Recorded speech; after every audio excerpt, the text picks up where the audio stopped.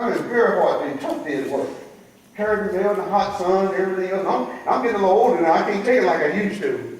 And I remember that we all been over doing things during the day, and I walk in the front door back here. And I mean, not 2 steps in front of the door, one of the women stopped me. I talked to that person for a couple of minutes. I took about 2 or 3 more steps, and another one stopped me. I took about 2 or 3 more steps, and I finished with her, and another one prayed, and you all did this, you're an artist. Another one stopped me. They had never went home. And while I was talking to the 3rd person, I saw a 4th person sitting back there leaning against the wall watching, waiting for her turn. Because everybody, it was about them. I know what's best. I know the decorated better. I know what color needs to go over here. I know who is over there. And saints of God, when we finally get to a point in our lives where everything's not about us, but it's about God, my selfish needs, goals, and desires are moved out of the way. They are gone. It's not about me anymore. I've been told on several occasions, Cassell, you're ahead of your time. You're a man ahead of your time. I've been told, Pastor, you're working on a level they can't even perceive. And you know what? Many times, saints, it's frustrating because I try to bring everybody else up to my level. But the fact is, it takes something to get to that level. To where you're not out for money. Saints, understand this. Money is a destroyer of the values of God. When all you are about is money and getting money, you will never be able to truly be used by God. Because money is the driving force.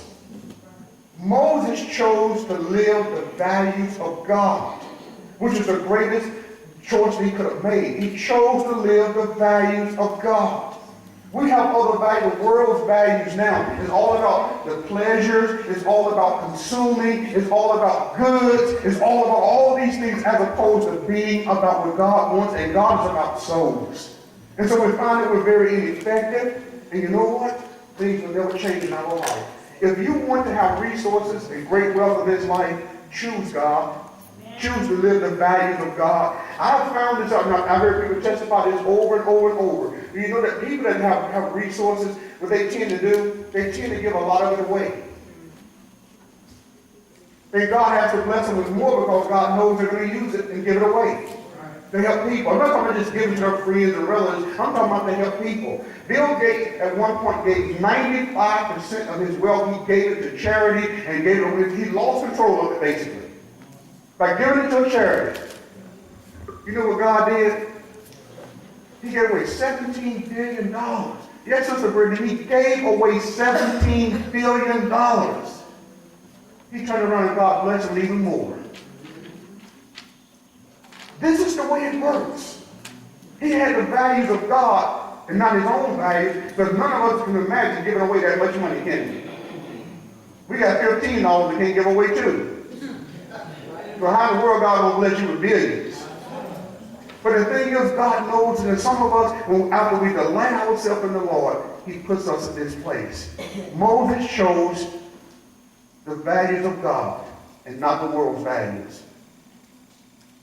He chose rather to suffer afflictions, and he esteemed the reproach of Christ greater. Think about that. The shame of Christ. He esteemed that greater than anything the world had. How many, like when the world called us holy rollers, and churchgoers, and we try to change our image so we don't want people to call us those names, right? Never call us that. They can call me whatever they want to. We got to esteem the shame of Christ greater than anything the world has to offer. Moses esteemed that greater. The shame of Christ. The reproach of Christ greater than the riches, than the treasures of Egypt. Richer than the treasures of Egypt. Think about this. Moses again. He was the Pharaoh's grandson. The daughter's son. He could have lived a life of luxury, life of pleasure, been the king at some point, Pharaoh. At some point, he could have been in charge of everything. But he chose the reproach of Christ over all of it. He chose that. Saints of God, we just got to make that choice. And when you do that, that's when things are going to begin to turn in your life. It's going to turn around. I guarantee it. Stop looking at the world, stop looking at what the world has, and choose Christ above everything else. And I'm not going to, I wish I could enumerate everything that needs to be changed, but you know what needs to be changed as individuals. You know what things you would esteem greater than Christ. But you have to go back and change those things now and esteem them nothing. As Paul said, I count everything I used to have, I count it as dung. I count it as nothing that I might win Christ. We have got to get to that point in our lives.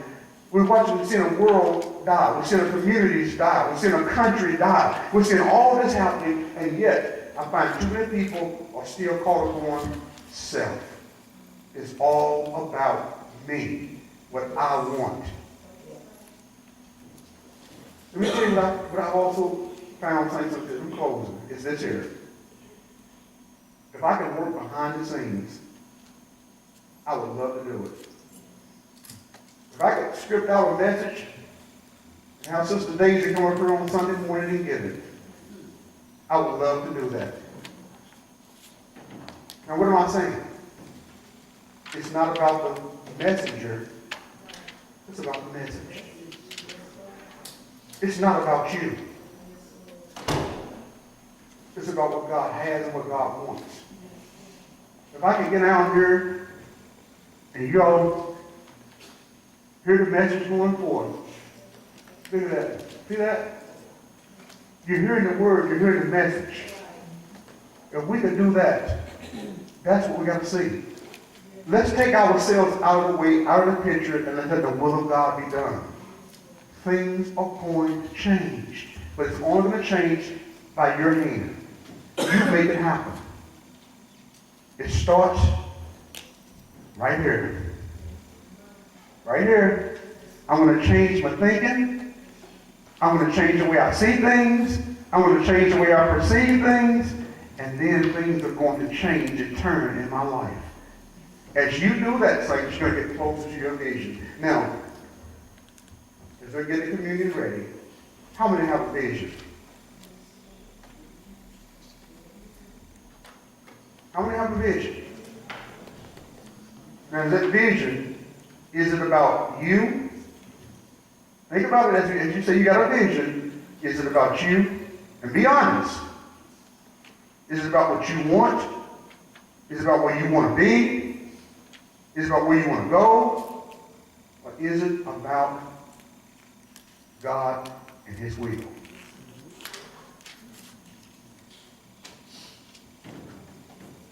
Being honest, saints, I've got vision. I've got a vision.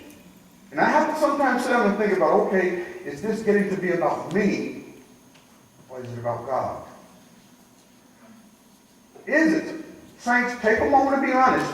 Think it up in your mind. Mull it over. Is it about you? Do you want money? Anybody would like to have millions of dollars? Come on, raise your hand. Anybody in here, be honest, would you like to have millions of dollars?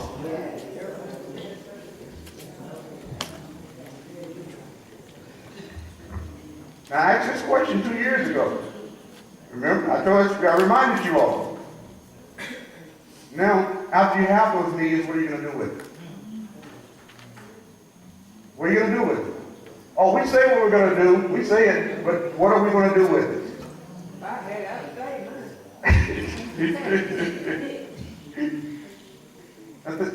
This is, write it down. Write the vision and make it plain. And write it on tablets, as the Bible says. Did it say write it on tablets? We get the paper, we write on paper. This is what I told you all to do 2 years ago. Put it on paper, now you're ready. Now you're ready.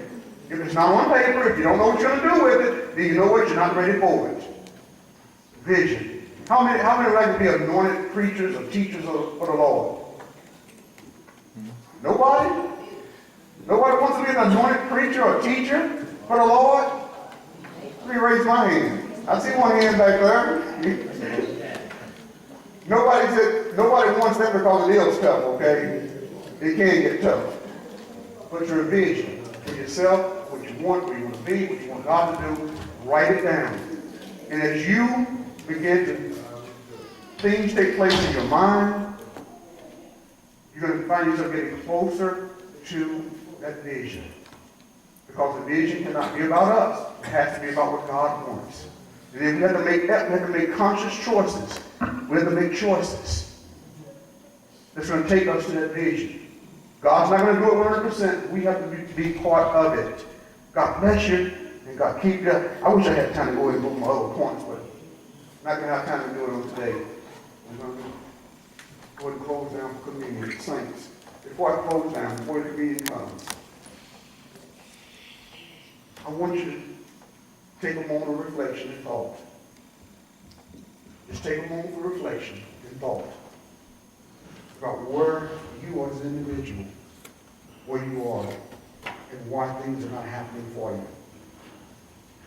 Why your vision is not taking place. Why you're not moving this direction or even moving one step forward. Think about it.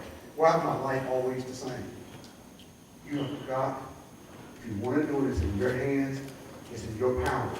You can make it happen. Nobody else can do it. It's only with you. And God has already instilled in us. The Bible tells us He's given us all things that pertain to life and godliness. It's in your power. How badly do you want it to happen, saints? How badly do you want this thing to happen? Well, I see someone looking here, looking there, and say, Pastor, you just need to close out. No, not now. It's time for us to catch hold because you may not hear this again. It's time for us to make choices, to choose, so that God can finish the work He can do with us that He needs to be done, so that we can begin to see a change taking place in our life. I'm tired of seeing the people of God living worse than the people in the world. The Bible said we should be the head and not the tail. So why is it that we don't have anything? We're always broke, busted, and disgusted, and can't be trusted. How is it that we're always like that when we're supposed to be the children of God? Think about this. Think about the saints. Think about it. When you got your own natural children, they walk out of the house with holes in the shoes, holes in the pants, holes in the skirt, everything all just looking as raggedy as can be. Who is that a reflection of? Who is that a reflection of? It's a reflection of you as a parent because you don't have anything. And they see your children, and they know, oh, they broke, they ain't got no money, they ain't got nothing. They know this. So they're looking at what the children are wearing. And think about this with God. They see us always broke, busted, and disgusted, confused, never knowing where we're going. They see us like this. It's a reflection on God. God says you should be the head and not the tail. We're supposed to be rich because our Father is rich. But yet, what do they see from us? What is the world seeing from us? We ought to be above all of it, saints. But why is it not happening to us? Because we haven't made the right choices. We haven't committed to living the values of God. When you live the values of God, everything's going to change for you, saints. When you say, for God I live, and for God I die, things are going to happen. I'm not just saying sin with the mouth. I'm saying sin from way down deep on the inside. Things are going to change in our lives. I don't care what the world thinks about me. I don't care how they talk about me. I'm going to live what God say live, and things are going to happen in your life. Again, you can't straddle the fence and expect it to happen. You got to get all that fence and go over where the grass is green, where the table is spread, and the feast of the Lord is going on. You've got to make that choice. If you've been straddling the fence today, I want you to come very quickly. If you've been straddling the fence, not really knowing which side I want to be on, it's just not happening for me, and I don't know why it's not happening to me, you need to come today and say, listen, and understand that I'm going to serve the Lord with all my heart, with all my mind, with all my strength. I'm going to serve the Lord. I'm not going to surrender and give in to the values. I'm not giving in to that, saints. You can't give in and expect God to change things in your life. Father, we thank you today for your goodness. Thank you for your blessings. Thank you for your word. We've made 3 choices today, God. We choose to be who we are. We choose to suffer. Hallelujah. Thank you, Jesus. We make a choice today to live your values. We made the choices today, God, because we want you to turn things around in our life. We want you to turn the situations, to change our minds, change what's happening to us, our children, to our community, Lord. We want you to turn it around. So we're making these conscious efforts today, Lord. That the drug situation, the teen pregnancy, Lord, the gang violence, let it all turn, God.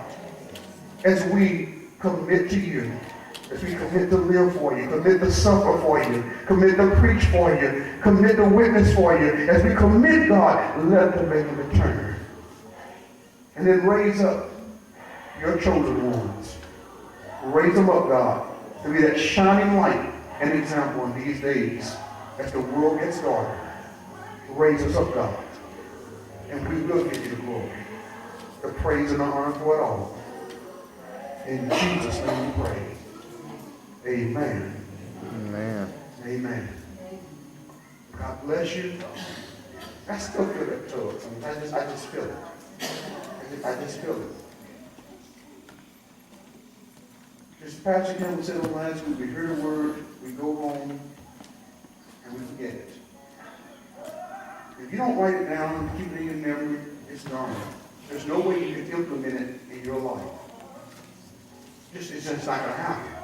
Like he said on last week, we're going to hear it, it's going to excite us, it's going to move us, and we leave out the doors, and we forget everything about what he preached. Now, how many can be honest it happened to us? I'm going to take my hand down. It didn't happen to me. How many can be honest and say it happened to me, Pastor? I didn't even think about it. I forgot all about it. Until you reminded us, I forgot all about it. Just be honest, and we did. Because we couldn't even remember. He told us, be the one, be the chosen one. I'm the chosen one. Remember that? We remember it now, don't we? But you could not keep that fresh in your mind all week because we threw it out as soon as we left the doors. That's the reason it's good to write down. Remember the last time? In fact, last week I took my notes. I think it was Sister Cookie spoke a few weeks ago. I took my notes. In fact, I had a whole page of it. Take notes from your pastor. I want to remember what's being said because I'm being fed. It's going to help me.